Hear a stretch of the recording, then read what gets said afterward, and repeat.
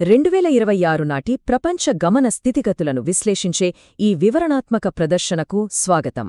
2026 అనేది క్యాలెండర్లో కేవలం ఒక సంవత్సరం మాత్రమే కాదు, ఇదొక అతిపెద్ద టర్నింగ్ పాయింట్. ఒకేసారి విస్ఫోటనం చెందుతున్న సాంకేతిక, రాజకీయ మరియు ఆర్థిక శక్తులు ప్రపంచ రూపురేఖలను ఎలా మార్చేస్తున్నాయో ఇప్పుడు మనం చూడబోతున్నాం. మారుతున్న భౌగోళిక రాజకీయాలు, ఊహకందని ఆర్టిఫిషియల్ ఇంటెలిజెన్స్ వేగం, అలాగే నూతన ఇంధన ఆవిష్కరణలు, ఇవన్నీ ఒకదానితో ఒకటి ఎంత బలంగా ముడిపడి ఉన్నాయో వ్యాపార నాయకులుగా మనం స్పష్టంగా అర్థం చేసుకోవాల్సిన అత్యవసర సమయమిది. సో ఈనాటి విశ్లేషణలో మనం ముందున్న 5 ప్రధాన అంశాలు ఇవే. మొదటిది ఏఐ మరియు రోబోటిక్స్ కేంద్రం, రెండవది భౌగోళిక రాజకీయాలు మరియు ప్రపంచ వాణిజ్యం, మూడవది అమెరికా చైనా అంతరిక్ష పోటీ, నాలుగవది నూతన ఇంధనం మరియు పర్యావరణం, ఇక చివరిగా 2026 మార్కెట్ ముఖచిత్రం. ఈ 5 అంశాలు గ్లోబల్ మార్కెట్ను ఎలా శాసిస్తాయో చూద్దాం. సరే, ఏమాత్రం ఆలస్యం చేయకుండా మొదటి విభాగంలోకి వెళ్దాం. అదే ఏఐ మరియు రోబోటిక్స్ కేంద్రం. సరిగ్గా 2026 నాటికి పరిస్థితి ఎలా ఉండబోతోందంటే, మన పాత వ్యాపార నమూనాలు దాదాపుగా పనిచేవు. ఈ టైంలో టెక్నాలజికల్ డిస్రప్షన్ అనేది మార్కెట్ను శాసించే అతిపెద్ద వేరియబుల్ కాబోతుంది. ఏళ్ల తరబడి వాడుతున్న కార్పొరేట్ స్ట్రాటజీలు కేవలం కొన్ని నెలల్లోనే అవుట్డేట్ అయిపోయేంత వేగంగా టెక్నాలజీ మారుతోంది. కార్పొరేట్ లీడర్షిప్కు ఇది నిజంగా ఒక అతిపెద్ద సవాలు. ఇక్కడ కృత్రిమ మేధ, అలాగే హ్యూమనాయిడ్ రోబోల గురించి మనం ప్రత్యేకంగా మాట్లాడుకోవాలి. ఎందుకంటే ఇవి ఇప్పుడు కేవలం ల్యాబ్లకే పరిమితం కాలేదు. అద్భుతం కదూ! అవి నేరుగా ఫ్యాక్టరీల్లోకి, కార్పొరేట్ సప్లై చైన్లలోకి ఎంట్రీ ఇచ్చేస్తున్నాయి. ఒకసారి ఊహించండి, యంత్రాలు స్వతంత్రంగా నిర్ణయాలు తీసుకుంటూ ప్రొడక్షన్ను రన్ చేస్తుంటే అది మన వ్యాపార సామర్థ్యానికే ఒక కొత్త డెఫినిషన్ ఇస్తుంది. అసలు వాణిజ్యం, ఇంధనం, భౌగోళిక రాజనీతియాలు, ఇలా ప్రతి రంగానికి ఈ ఏఐ మరియు రోబోటిక్స్ విప్లవమే ఇప్పుడు అసలైన కేంద్రబిందువు. ఇక ఈ టెక్నాలజీ హబ్ నుంచి కొంచెం బయటకు వచ్చి రెండవ విభాగమైన భౌగోళిక రాజనీత్యాలు మరియు ప్రపంచ వాణిజ్యం వైపు చూద్దాం. ఈ వేగవంతమైన టెక్నాలజీ మార్పులు అత్యంత క్లిష్టమైన జియోపాలిటిక్స్ మధ్య జరుగుతున్నాయి. ఈ మ్యాట్రిక్స్నొకసారి గమనించండి. ఒకవైపు రష్యా ఉక్రెయిన్ యుద్ధం వల్ల యూరోప్ దేశాలు తమ పాత ఎనర్జీ సప్లై చైన్ మోడల్స్ నుంచి వేగంగా బయటపడుతున్నాయి. ఇంకోవైపు మిడిలీస్ట్లో ఉన్న అనిశ్చితిని వాడుకుని అంతర్జాతీయంగా చైనా తన ప్రభావాన్ని ఎలా పెంచుకుంటోందో మనం చూస్తున్నాం.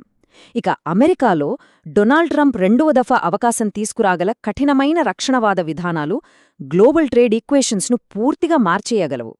ఈ పరిణామాలన్నీ చూస్తే మనకు అర్థమయ్యేదొకటే: కేవలం గ్లోబలైజేషన్పై ఆధారపడకుండా పటిష్టమైన మరియు వైవిధ్యమైన సప్లై నెట్వర్క్స్ను నిర్మించుకోవడం బహుళజాతి సంస్థలకిప్పుడు ఎంతో అత్యవసరం. అయితే అగ్రరాజ్యాల మధ్య ఉన్న ఈ జియోపాలిటికల్ కాంపిటీషన్ కేవలం భూమిపైనే ఆగిపోలేదు. మూడవ విభాగమైన అమెరికా చైనా అంతరిక్ష పోటీగూడా ఇక్కడ చాలా కీలకం. స్పేస్ రేస్ అనగానే ఇది కేవలం జాతీయ గర్వానికి సంబంధించిన విషయమనుకుంటే పొరపాటే. ఇది భవిష్యత్తు కమర్షియల్ ఆధిపత్యం కోసం జరుగుతున్న అత్యంత తీవ్రమైన పోరాటం. ఎందుకంటే ఆర్బిటాల్ ఇన్ఫ్రాస్ట్రక్చర్పై ఎవరికైతే కంట్రోల్ ఉంటుందో, రేపటి గ్లోబల్ ఏఐ నెట్వర్క్స్కు అవసరమైన శాటిలైట్ ఇంటర్నెట్, కమ్యూనికేషన్ సిస్టమ్స్ వాళ్ల చేతిలోనే ఉంటాయి. టెలికాం, అడ్వాన్స్డ్ డేటా ట్రాన్స్ఫర్ అన్నీ దీనిపైనే ఆధారపడి ఉన్నాయి. అందుకే ఏరోస్పేస్ రంగానికి నేరుగా సంబంధం లేని బిజినెస్ లీడర్స్ కూడా ఈ మార్పులను చాలా నిశ్చితంగా గమనించాలి. సరే, స్పేస్, ఏఐ, రోబోటిక్స్ అని మాట్లాడుకున్నాం కదా. మరి 4వ విభాగంలో వీటికి అవసరమైన నూతన ఇంధనం మరియు పర్యావరణం గురించి విశ్లేషిద్దాం. ఇక్కడొక చాలా పెద్ద వ్యూహాత్మక ప్రశ్న ఉంది. ఇంత భారీ టెక్నాలజీ విప్లవానికి ఆ డేటా సెంటర్లకు అవసరమైన కరెంట్ ఎక్కడ్నుంచి వస్తోంది? ఆకలిగొన్న ఈ ఏఐ ఇంజిన్లను నడపడం చిన్న విషయం కాదు. మన దగ్గర ఇప్పుడున్న పాత పవర్ గ్రిడ్స్ ఈ స్థాయి డిమాండ్ను అస్సలు తట్టుకోలేవు.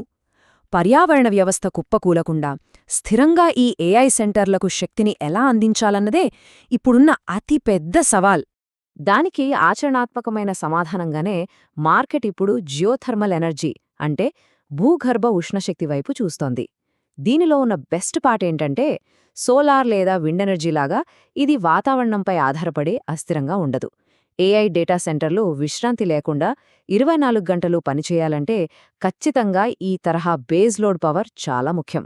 అందుకే పెరుగుతున్న కఠినమైన పర్యావరణ సవాళ్లను బ్యాలెన్స్ చేస్తూనే టెక్ అవసరాలను తీర్చే అత్యుత్తమ ఆల్టర్నేటివ్గా జియోథర్మల్ రంగం భారీ పెట్టుబడులను ఆకర్షిస్తోంది.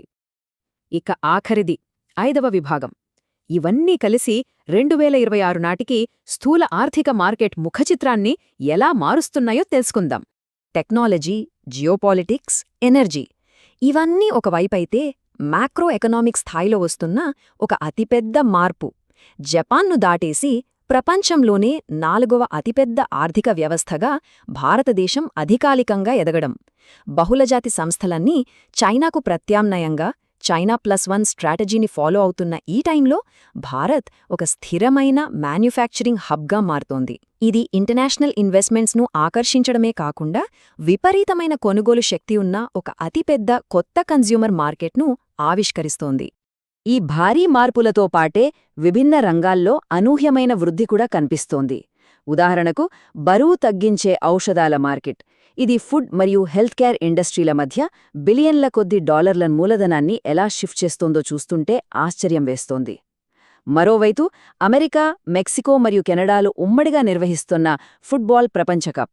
ఈ మెగా ఈవెంట్ ఆయా దేశాల సరిహద్దుల్లో టూరిజం, ఇన్ఫ్రాస్ట్రక్చర్ డెవలప్మెంట్కు ఒక పెద్ద బూస్ట్ ఇస్తోంది.